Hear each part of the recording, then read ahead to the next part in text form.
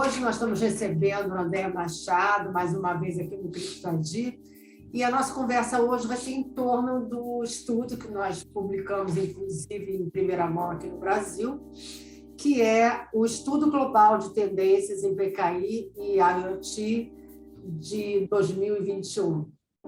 É um estudo bem tradicional já, né? E, mais uma vez, você vem aqui comentar com a gente, né, Suzana? André, um prazer ter você aqui com a gente de novo, tá? Bom, André, falando desse estudo, fala um pouquinho para a gente, que você já vem fazendo há anos, né? Fala um pouquinho para a gente da amostra desse estudo. Qual é o perfil das pessoas entrevistadas? Quais são os países que participam? Ou seja, dá um overview sobre o estudo para a gente. Bom, antes de mais nada, bom dia, obrigado pela oportunidade, né? É sempre um privilégio falar para o CriptoAdi. E, bom, falando aqui da nossa pesquisa, de fato, a gente já faz essa pesquisa há muito tempo, né? Há muitos anos. E a razão pela qual a gente faz essa pesquisa é estar conectado com a realidade do mercado e as tendências, né? Porque uma coisa é o nosso olhar de uma empresa especializada no assunto e outra é a realidade do mercado, né? Então, a gente sempre procura alinhar essas visões da melhor forma possível. Então, a gente já vem fazendo isso ao longo dos anos, e são 2 estudos, normalmente, que a gente faz por ano, né? Um relacionado a tendências de criptografia em geral e um pouquinho mais específico para PKI, e agora, recentemente, né, PKI e IoT, que é o caso desse estudo aqui, tá? E, nesse caso, são 17 países envolvidos, tá? Eu até fiz uma colinha aqui para não esquecer de nenhum deles. É Austrália, Brasil, França, Alemanha, Hong Kong, Japão, México, Emirados Árabes Unidos, e Arábia Saudita, desculpa, Holanda, Rússia, Espanha, Coreia do Sul, Suécia, Taiwan, Reino Unido e Estados Unidos. Então, assim, a intenção é mesmo tirar uma foto global de como o mundo está enxergando essa tecnologia, para onde está indo, não só com essa tecnologia, mas as tecnologias acessórias a de PKI, né, como, por exemplo, HSMs, criptografia em geral, autenticação de usuários, etc. E também, dentro de cada país, a gente busca a maior diversidade possível de empresas e profissionais, né? Inclusive, é até interessante observar isso aí nos dados da nossa pesquisa, que essa pesquisa ela é lançada, né, para centenas de milhares de empresas. Infelizmente, nem todas respondem, então a gente fica com alguns milhares, né, algumas dezenas de milhares. Mas quando você analisa, ao mesmo tempo que a gente tem uma consolidação interessante, por exemplo, das áreas que respondem a essas pesquisas. Normalmente é a área de operação de TI ou de segurança, né, que são as áreas que efetivamente conhecem essas soluções melhor. Porém, a gente encontra no nível hierárquico diversos níveis de profissionais, desde o nível consultivo até os executivos sêniores das empresas participam também, e a distribuição maior está nos diferentes setores, né? O que vocês imaginarem está lá, de retail, né, tecnologia, financeiro, indústria, enfim. Talvez esse seja o maior ativo, né, dessa base aí, pesquisada, que seja a diversidade. Então, a gente não está olhando só para uma vertical, só para o mercado de tecnologia, por exemplo, ou só para o mercado de varejo. A gente está olhando para o mercado como um todo. E é claro que vai ter flutuações entre eles, mas com isso a gente consegue tirar uma linha média, né, da maturidade, para onde o mercado está olhando. Então, assim, embora a gente não tenha números específicos de cada país, é uma pesquisa bem anonimizada, mas a gente consegue saber que é bastante representativo em nível global e não só de uma ou outra região ou país. André, interessante que a gente vai comentar alguns pontos, né, que a gente da pesquisa. E o primeiro deles é que a gente ficou assim bem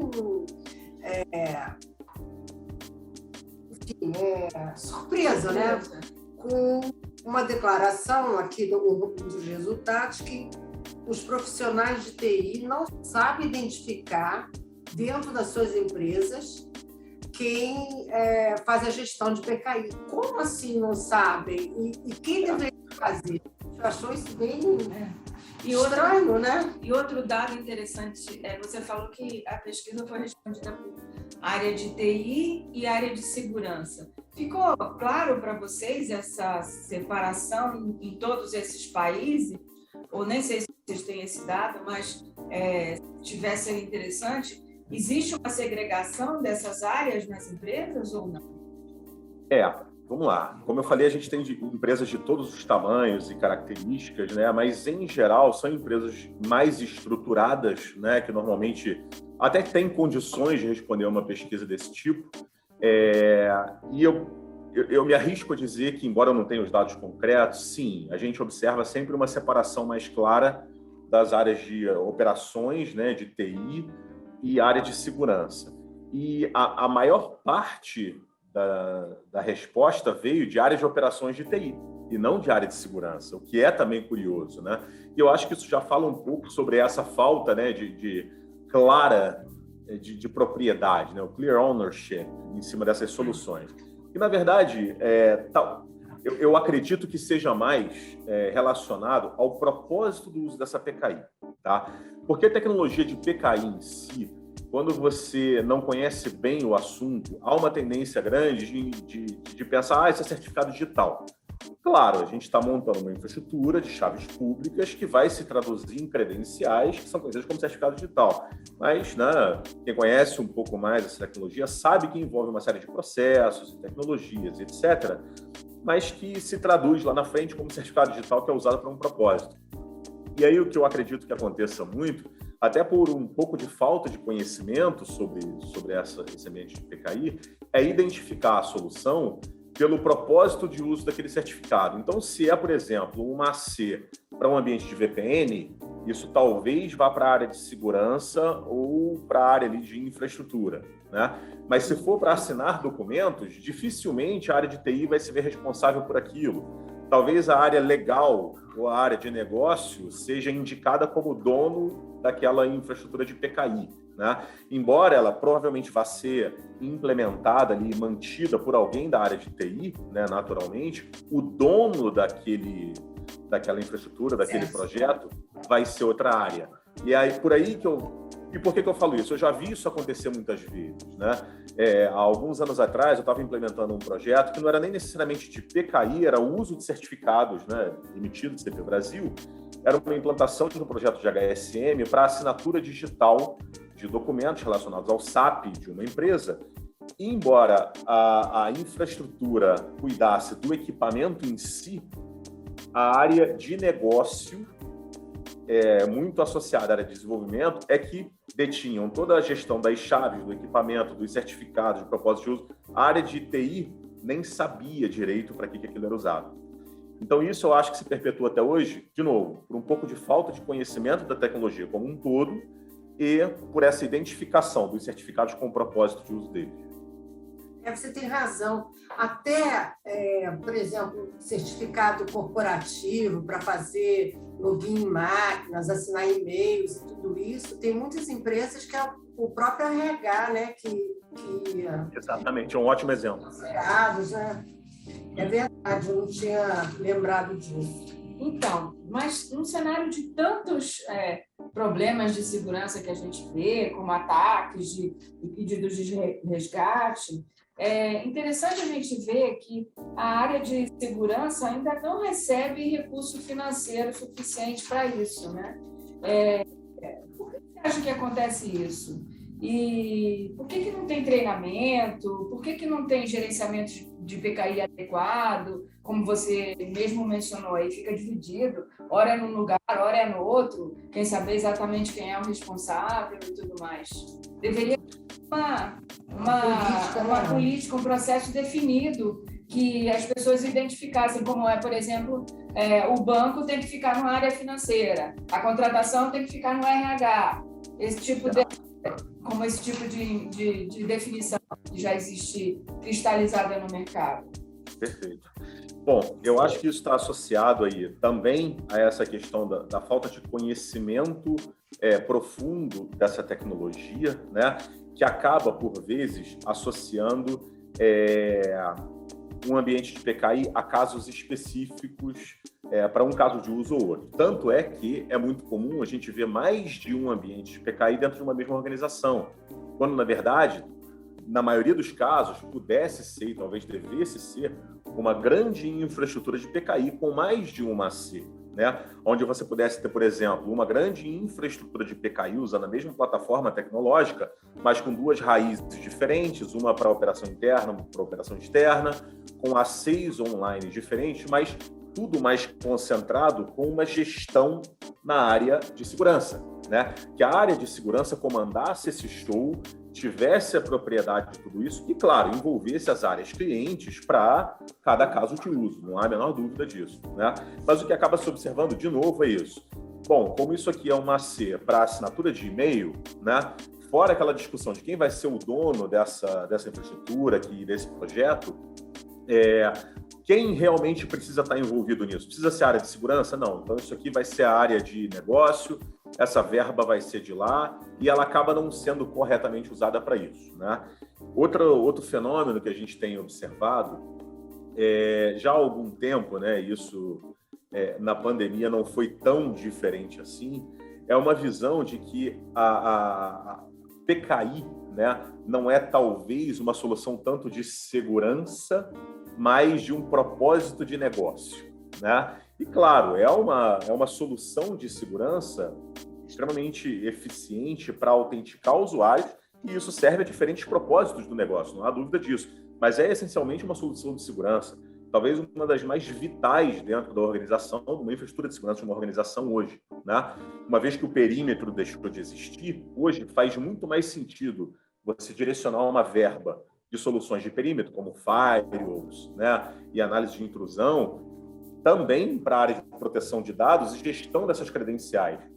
A harmonia entre essas soluções vai te dar um resultado muito melhor, mas, infelizmente, a falta de maturidade também leva para esse mesmo caminho, né? Os investimentos de TI acabam indo para as soluções mais óbvias, né, de proteção de perímetro, do que necessariamente uma gestão de ativos, de usuários bem avançada, de credenciais, que poderia dar um salto nesse nível de segurança da empresa. Você falou agora de pandemia. A pandemia levou, né? Isso aí já está mais do que todo mundo comenta, mas levou claro, as empresas ao trabalho remoto, enfim, ao home office e tal. André, quais foram as principais mudanças que esse tipo de trabalho remoto tem como consequência nas empresas em relação à segurança? Quer dizer, foi notado um grande movimento? Na sua visão. Claro, sim. Na verdade, assim, isso aí está evidenciado também em alguns aspectos do nosso estudo e também na nossa experiência de mercado, que o que cresceu radicalmente, né, e tem uma tendência de crescimento cada vez maior, é a chamada IoT, a internet das coisas, né, que pode se traduzir de várias formas diferentes. O mais óbvio é a gente pensar nos dispositivos inteligentes, câmeras, etc., sensores, mas esse mesmo conceito se aplica, por exemplo, à identificação dos dispositivos que fazem parte da sua rede, né? Os laptops de quem está trabalhando remotamente, né? Os celulares, dispositivos móveis, enfim, que hoje compõem toda essa rede da empresa, né? E quando a gente diz que o perímetro deixou de existir, né? Na verdade, ele se tornou mais sutil, uma vez que muitos dos seus ativos ainda estão dentro do seu controle, dentro da sua infraestrutura da empresa, né? Dentro do seu data center, dos seus bancos de dados, etc. A questão é que a forma de acesso a essa infraestrutura está vindo de qualquer lugar, né? Ela não está mais restrita fisicamente e de diferentes dispositivos, né? Portanto, tornou-se cada vez mais relevante a implementação dos conceitos de Zero Trust, por exemplo, né? Confiança zero, onde você precisa assumir que cada acesso novo não é confiável, você precisa verificar a identidade de quem está tentando acessar essa informação e autorizá-la a todo momento, né? E, naturalmente, seria inviável você fazer isso com usuário e senha para cada acesso que esses dispositivos ou usuários fossem fazer. E aí que uma tecnologia como o PKI, ela brilha, né? Porque você emite credenciais altamente confiáveis para esse usuário, você faz um processo de autenticação bastante eficiente em cima dessa credencial, com múltiplos fatores de autenticação, e a partir daí você passa a utilizar essa credencial e a confiança estabelecida nela naquela sessão para delegar também outros acessos. Você está implementando o Zero Trust, né? Você está revalidando aquilo a todo momento, mas associado a um processo de autenticação muito forte. Então, essas novas tecnologias, por essa razão, estão impulsionando tanto a adoção de PKI, né? Onde antes, PKI já está presente, né, na infraestrutura das empresas há muito tempo, mas ficava um pouco por baixo dos panos, né, por trás aí do show, porque era mais voltado para soluções de infraestrutura, autenticação de servidores e coisas assim. Hoje, isso chegou para o usuário final. Por essa demanda cada vez mais distribuída, né? A gente falou não só dos tipos de dispositivo, mas da localização desses acessos, isso se mostrou extremamente necessário e, ao mesmo tempo, bastante eficiente comparado aos métodos convencionais de autenticação, que não atendiam mais a necessidade, né, desse novo modelo. Por essa razão, a explosão dessa demanda com essa tecnologia foi um casamento perfeito. Eu acho assim que eu vejo que a gente teve um período, no início da pandemia até agora, esses últimos 2 anos, que as empresas tiveram soluções, mesmo as grandes, tá? Soluções quebra-galho, para poder se adaptar. Agora isso precisa ser reavaliado, porque são soluções que as pessoas foram para casa, tiveram parte da infraestrutura transferida e muitas vezes estão usando a sua solução de casa, o que não pode continuar, né?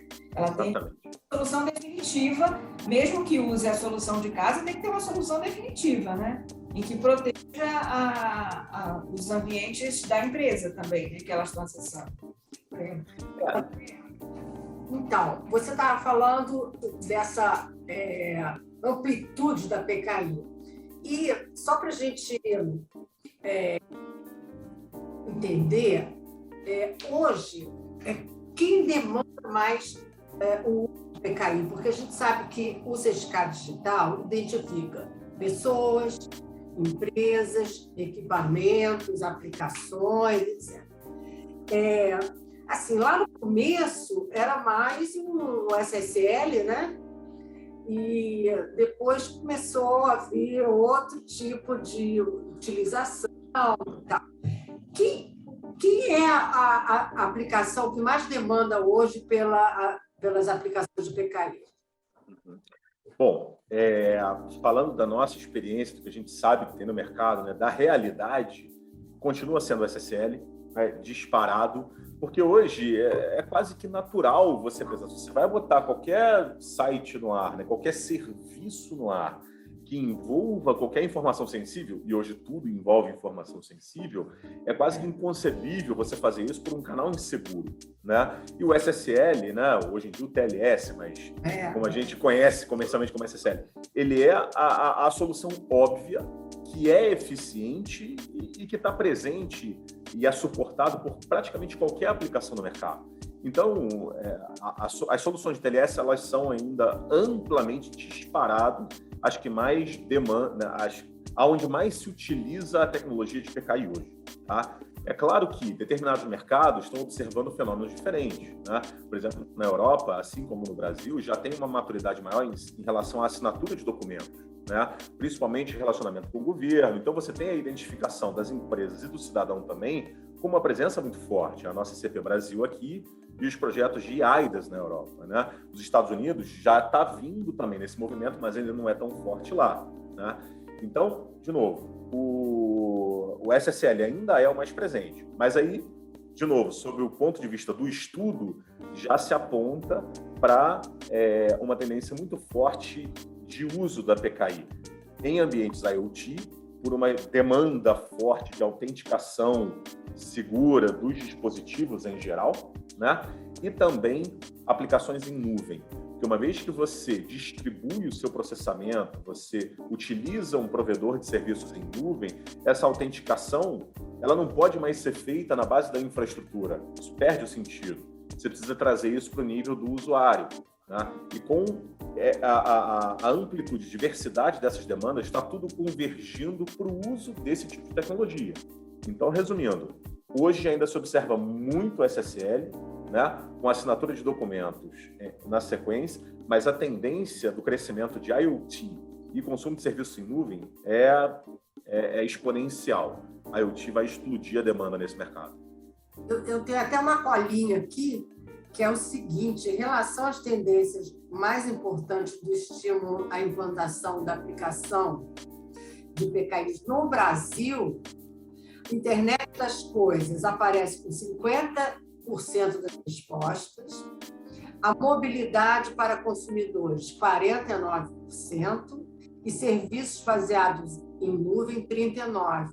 E aí eu ia até te perguntar nessa minha colinha aqui, por que Internet das Coisas? Você acabou de explicar. A gente também, quando fala de Internet das Coisas e segurança, a gente sempre pensa nos equipamentos de saúde. Isso preocupa sempre muito a gente aqui, né, Suzana? A gente está sempre comentando isso, porque interfere muito, na verdade, na possibilidade de ter um erro, alguma coisa assim, e acontecer algum problema no telefone, não?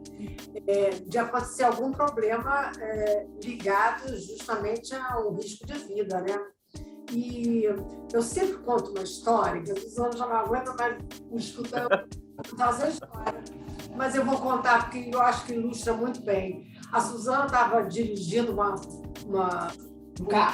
carro, uma BMW, na Europa, e o carro, de repente, foi tomando um acostamento. Na verdade, era o marido dela, tomando um acostamento sozinho. O Fernando começou a não controlar mais o carro, e aí apareceu o SSL expirado. Ou seja, para você ver, e aí, enfim, era véspera de Natal, sei lá. Véspera de Ano Novo, na Europa, no interior da Europa, na Itália. Isso apareceu no painel do carro.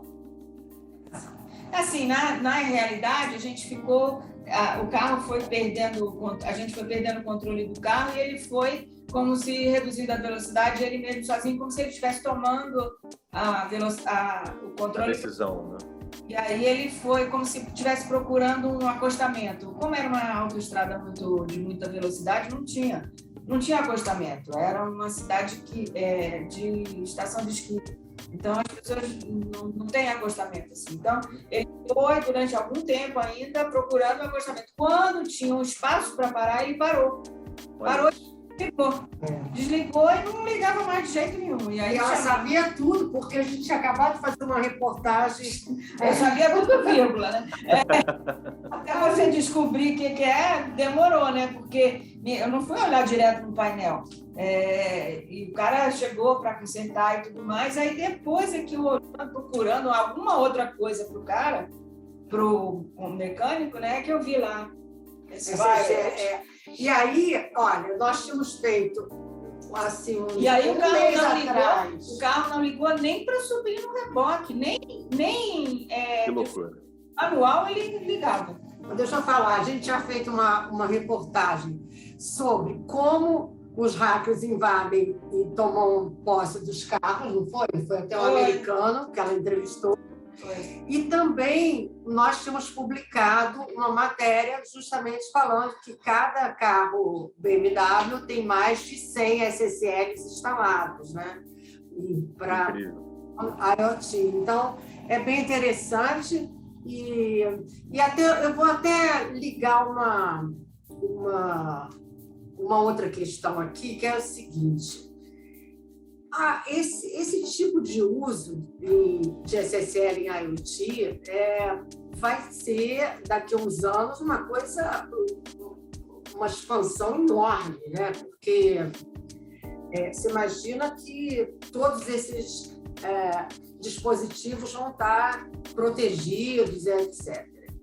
André, o que vai acontecer com o mercado? Quer dizer, como é que vai ser guardado tanta chave? Vocês estão preparados para essa demanda? Como é que vai ser isso? Legal. Não, ótima pergunta. Na verdade, eu vou até mais além, tá? Hoje a gente já tem uma demanda muito forte que ela é quase imperceptível por nós, simples usuários, mas ela está aí, tá? Hoje, qualquer pessoa que mora numa grande cidade, no Brasil mesmo, não precisa ser na Europa não, tá? Que está aonde se implementa o chamado smart grid, né, das companhias de energia elétrica, o seu relógio de energia ali na frente, ele muito provavelmente já é um dispositivo inteligente, que a companhia de energia elétrica já tem condições de administrar remotamente, fazer leituras e etc. Né? Isso é um exemplo de IoT, que está no nosso dia a dia. Se você não tem nenhum celular, você está sendo um consumidor de uma tecnologia de IoT. Né? Então, observa que isso já permeia a nossa vida já há bastante tempo e de forma transparente. Né? E, claro, isso só tende a aumentar exponencialmente e explodir. E eu diria que sim, para os grandes, né, fornecedores desse tipo de tecnologia, no caso HSMs, como a Entrust, a gente já observa essa demanda em alguns casos de uso. A gente já tem projetos, né, em alguns países onde, por exemplo, eu preciso identificar todos os cidadãos de um país, né, em cima de uma infraestrutura com poucos equipamentos. Então, existem recursos para você lidar com esse escalonamento de chaves, com essa escalabilidade da demanda, né? E o IoT, sob esse aspecto, ele é só mais um caso de uso para isso, né?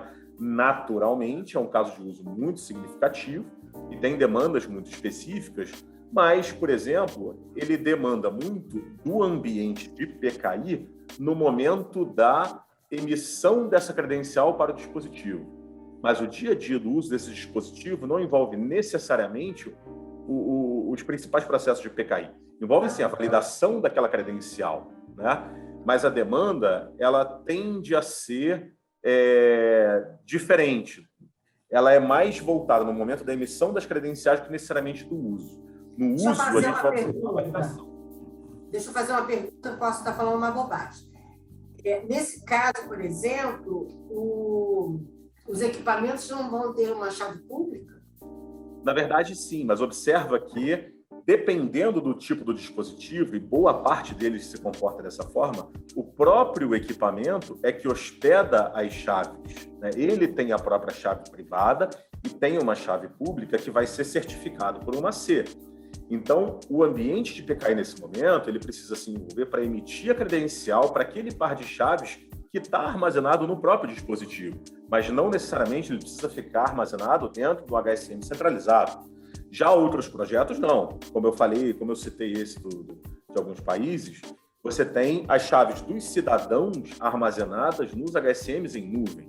E aí sim, você tem todo um processo de emissão dessa credencial e uso constante dessas chaves dentro dessa infraestrutura. Então, você precisa lidar com uma infraestrutura diferente em cada caso de uso. Mas eu posso garantir para vocês que os grandes, né, players desse mercado estão totalmente preparados para isso, não apenas em termos de demanda, né, de capacidade de processamento e lidar com essa escala de chaves, mas também em arquiteturas diferentes, envolver ambientes de nuvem, misturado com on-premise, para atender às diferentes demandas de compliance, de políticas de segurança interna, necessidade de negócio, enfim. Isso aí é uma realidade natural para a gente. Muito bem, quer dizer, o mercado de HSM vai estar muito aquecido. Assim esperamos. Quem paga é ele, né? Tomara, com o maior prazer. Bom, você precisa vir a São Paulo antes de sair daí da Copa. Em breve, em breve. Já acabou esse negócio de ficar trancado dentro de casa. Eu também acho, não vejo a hora de botar o pé na rua. Exatamente. Bom, mudando de assunto, né? O estudo fala um pouquinho de LCR, de OCSP. Bom, primeiro você explica para a gente o que são essas siglas e explica também o que é e como o controle de certificado válido, expirado, a gestão, né, é tão importante. Tá, vamos lá. Um certificado, ele é essencialmente uma credencial, né, que representa um titular. Pode ser uma pessoa, um sistema, um dispositivo, enfim. Mas ele essencialmente é uma credencial. E como qualquer credencial, ele precisa ser verificado contra uma série de aspectos que determinam a validade dessa credencial, né? Se ela continua válida no tempo, se ela está consistente, se ela não foi adulterada, coisas assim. E uma das condições que você precisa verificar é a situação dessa credencial nesse momento, né? Talvez o exemplo mais fácil de comparação, para que todo mundo entenda bem, seja um cartão de crédito, né? Se o seu cartão de crédito está na data, se ele não foi roubado, se ele está quietinho na sua carteira, etc., ainda assim, na hora que você vai usar, a instituição precisa se conectar ao emissor do seu cartão para saber se você tem crédito, né? E isso vai ser sempre assim. O certificado digital ele tem mecanismos semelhantes para verificar se esse certificado continua válido ou não, né? Ainda que ele esteja dentro da data de validade, não tenha havido nenhum comprometimento da chave privada e todos os outros aspectos estejam ok, né? Estejam válidos, você ainda precisa saber se aquela credencial não foi revogada pelo titular, que é um poder do próprio titular, né? E você tem duas maneiras de fazer, né? Na verdade, assim, você precisa consultar a AC para saber se esse certificado continua válido. Você, essencialmente, tem duas formas de fazer isso. Ou você consulta uma lista que essa AC divulga periodicamente para saber se esse certificado está incluído naquela lista, ou você faz uma consulta direta em tempo real. A CRL, ou LCR, né, a lista de certificados revogados, é essa lista que é publicada periodicamente pela autoridade certificadora, ou o ACSP, Online Certificate Status Protocol. É um protocolo que te permite fazer essa consulta direta em tempo real à empresa, tá? Então, eles são os mecanismos mais amplamente utilizados no processo de validação do status de um certificado, da situação de um certificado frente à revogação dele ou não, né? Acontece que não apenas eles têm características técnicas muito diferentes, né? Então nem sempre um vai ser melhor do que o outro, isso depende de uma série de fatores, tá? Ambos são igualmente importantes, podem ser muito úteis, mas o que a gente tem também são casos de uso em que essa checagem não é necessária ou é muito pouco relevante. Essa é uma situação. E a outra situação é, de novo, a gente cai na falta de conhecimento dessa tecnologia, de projetos e soluções que simplesmente não implementam isso, abrem mão dessa implementação. Em alguns casos específicos, isso até pode fazer sentido, mas em sua maioria é pura falta de cuidado e conhecimento na implementação do projeto. De novo, você tem LCR e você tem o CSP. Então, você tem diferentes tecnologias para cobrir os seus casos de uso. Não implementar isso é temerário, mas é o que a gente observa no mercado muitas vezes. E, embora exista casos em que isso se justifique, na maioria dos casos, quando não há uma validação do status do certificado, é por negligência. E isso é extremamente preocupante porque põe por terra toda a estrutura de segurança que foi montada em cima da PKI. Exatamente, não faz sentido nenhum. É como se faltasse um pedaço do projeto. E eles fazem isso por quê? Por que você acha que seria justificável não ter esse pedaço? Para mim, não tem justificativa, tá? A não ser a boa e velha incompetência, falta de conhecimento do que está fazendo, tá? É implementar de qualquer jeito, é o famoso implementar com um jeitinho, coloca uma AC no ar, emite certificados aí, vamos sair usando, sem fazer a devida verificação de todos os itens necessários daquele processo de autenticação. E tem alguma relação com custo isso? Absolutamente não. Não consigo vislumbrar essa relação de custo, porque todo o investimento que foi feito para você montar o ambiente de PKI, e ele pode ser de diferentes níveis, tá? Você pode começar com níveis bem baixos de investimento, até PKIs bastante complexas e que demandam uma infraestrutura muito grande, mas uma vez que você já tem o ambiente de PKI montado, né, você consultar uma LCR é uma questão de uma rotina no processo de verificação do certificado. André, por que você falou? Na minha cabeça, sempre a OCSP é um processo melhor, porque é real-time, praticamente, do que a lista de certificados revogados. Mas por que você falou que em alguns casos é melhor a LCR? Na verdade, são características operacionais. Se você comparar, né, a resposta imediata versus uma resposta que é produzida periodicamente, a gente tem, né, o impulso natural de achar que o tempo real é melhor. Só que as respostas OCSP, elas dependem de toda uma infraestrutura para resposta em tempo real, né? Vamos pensar que, por exemplo, a gente tem uma empresa de pagamentos, né, checando todas as transações financeiras que são feitas num país de dimensões como o Brasil. Imagina milhões de transações sendo verificadas ao mesmo tempo em cima de uma infraestrutura. Você tem uma sobrecarga grande, não só nesse sistema de resposta, mas de rede, de comunicação. Tem um canal de dados muito bom para isso. Então, você tem uma sobrecarga. Ela pode ser gerenciada? Claro que pode, né? A gente sabe que, hoje em dia, as infraestruturas são muito capazes, muito poderosas. Mas você tem toda uma necessidade de gestão dessa infraestrutura para poder responder em tempo hábil isso. São respostas muito imediatas, né? Enquanto, muitas vezes, isso não é necessário para o seu caso de uso. Vamos supor que você tem uma aplicação, por exemplo, que seja a assinatura de um documento que ele ainda vai receber um trâmite. Se as LCRs são atualizadas uma vez por hora, você pode aceitar uma assinatura digital, consultar a LCR que você tem nesse momento e colocar ela numa espécie de quarentena até a próxima LCR. E assim você cobriu todo o período em que aquela assinatura foi feita, o período de validade das LCRs. Você tem o mesmo nível de certeza que uma OCSP, né? E a complexidade de você consultar uma LCR também é menor do que implementar uma consulta OCSP. Porque você precisa guardar a evidência dessa consulta, guardar não só processar a inteligência dessa resposta CSP, como guardar essa evidência, né? Então, normalmente, a LCR tem vantagens operacionais com relação à CSP. Se o seu caso de uso permitir, a LCR vai ser tão adequada quanto uma resposta à CSP.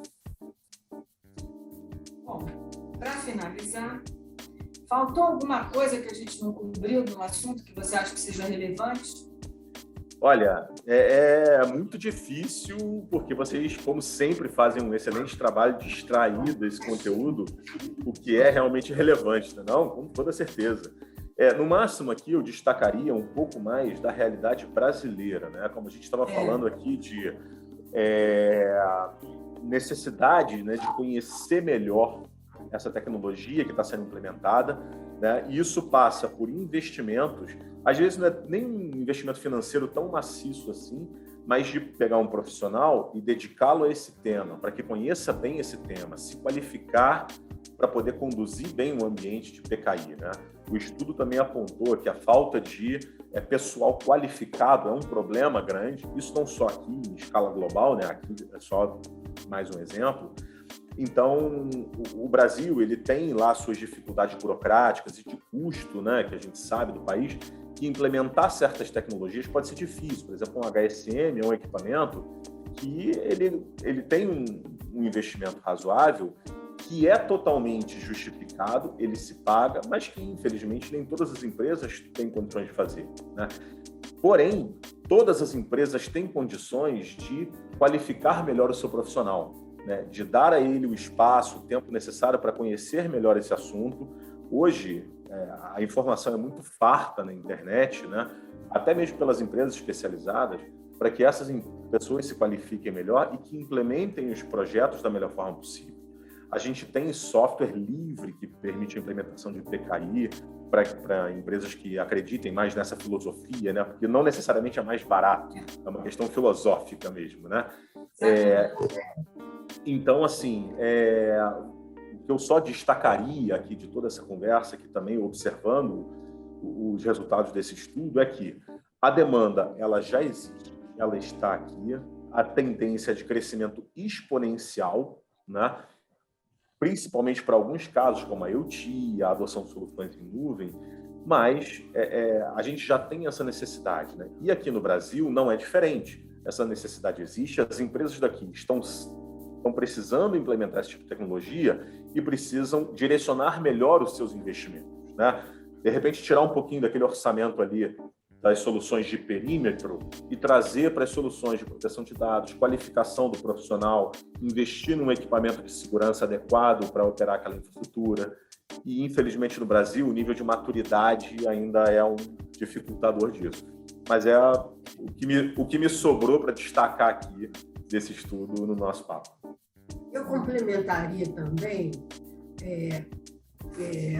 a contratação de profissionais especializados, porque eu acho que, primeiro, acelera demais o processo, a empresa acaba não comprando coisa errada, né?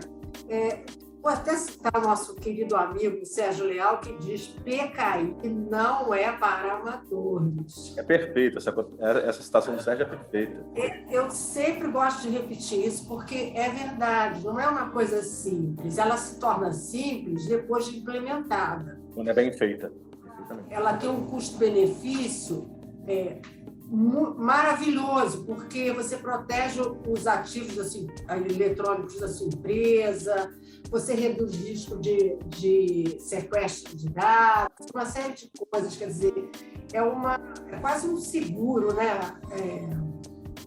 Para uma empresa hoje implementar, né, soluções de acesso, enfim, segurança e tal. E a gente vê que não adianta ficar tentando, porque ou você contrata um profissional de carreira disso, né, que hoje em dia está difícil, ou então tem que contratar consultorias especializadas. Eu acho que não estou fazendo propaganda de ninguém aqui, nem nada. Não, claro.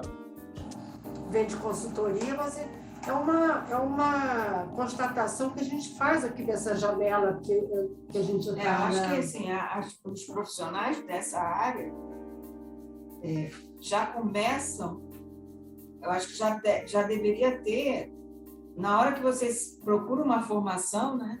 Que hoje a formação técnica ou de faculdade universitária, ela é toda voltada muito mais para a infraestrutura do que para esse tipo de matéria, né? E a preocupação é muito grande para isso. Acaba sendo a pessoa que se autodidata, que acaba se especializando em segurança. E vai ser assim, deveriam ser duas áreas distintas, né? Com toda certeza. Implementar um projeto desse tem um custo. Não implementá-lo ou implementá-lo mal pode ter um custo muito maior. Você está lidando com segurança, você está expondo aí provavelmente todos os seus ativos, né? Informação que hoje é extremamente valioso, enfim. Então, implementar bem feito é indispensável. Você tem toda a razão. Né? Agora me veio uma coisa que hoje eu estou bem no mercado automobilístico, que você compra uma Ferrari, você tem que fazer um curso para dirigir esse carro. Óbvio. Você tem que estar capacitado para o equipamento que você está operando, óbvio. Vocês têm que, na hora que compram um equipamento como um HSM, enfim, ou até contrata estruturas de uma AC e tal, você tem que ter você tem que ter treinamento para tocar isso, senão... Não, as soluções, elas procuram facilitar ao máximo a vida do cliente, do usuário, mas ela não vai fazer tudo sozinha por você, né? Você efetivamente precisa conhecer sobre a tecnologia, sobre esse tipo de solução, para saber o que tirar dela, como utilizá-la e como tirar o melhor do seu investimento. André, a gente queria te agradecer muito o seu tempo, de você ter vindo aqui bater esse papo com a gente, né? Sempre muito bom te receber aqui. Eu é que agradeço. Você traz sempre novidades sobre o mundo, sobre o Brasil, com esses estudos maravilhosos que a Andrush faz. E agradecer também da gente ter essa oportunidade, né, de sempre poder estender um pouco mais do que foi apresentado no estudo, nos gráficos e tudo isso. Então, é isso. O canal de vocês é fundamental nesse mercado. Eu que agradeço a oportunidade e poder contar com parceiros como vocês. Tá bom? Então, um beijo, até a próxima. Sempre um prazer, até a próxima. Tchau.